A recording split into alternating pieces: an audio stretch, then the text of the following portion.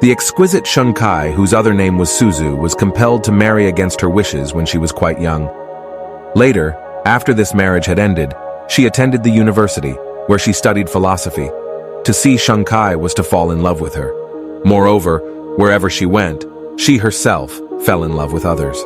Afterward, when philosophy did not satisfy her and she visited a temple to learn about Zen, the Zen students fell in love with her. Shunkai's whole life was saturated with love. At last in Kyoto, she became a real student of Zen. Her brothers in the sub-temple of Kennen praised her sincerity.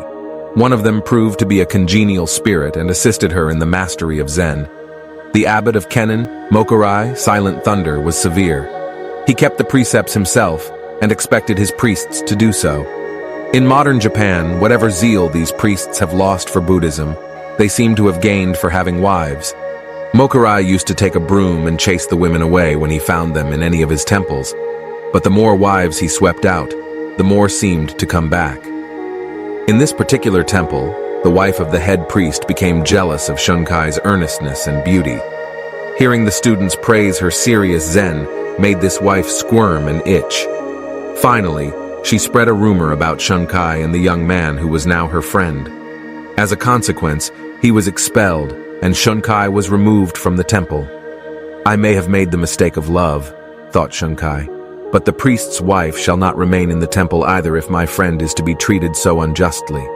Shunkai the same night with a can of kerosene set fire to the 500-year-old temple and burned it to the ground. In the morning, she found herself in the hands of the police.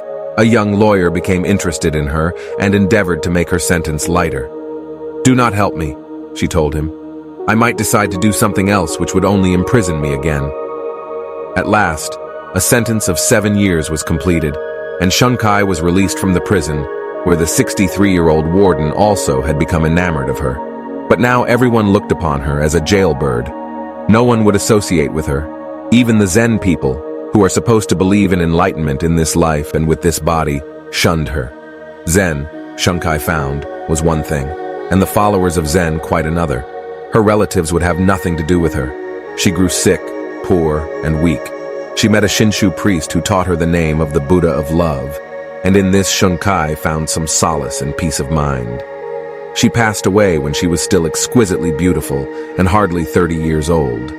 She wrote her own story in a futile endeavor to support herself, and some of it she told to a woman writer. So it reached the Japanese people. Those who rejected Shunkai, those who slandered and hated her, now read of her life with tears of remorse. Thanks for watching.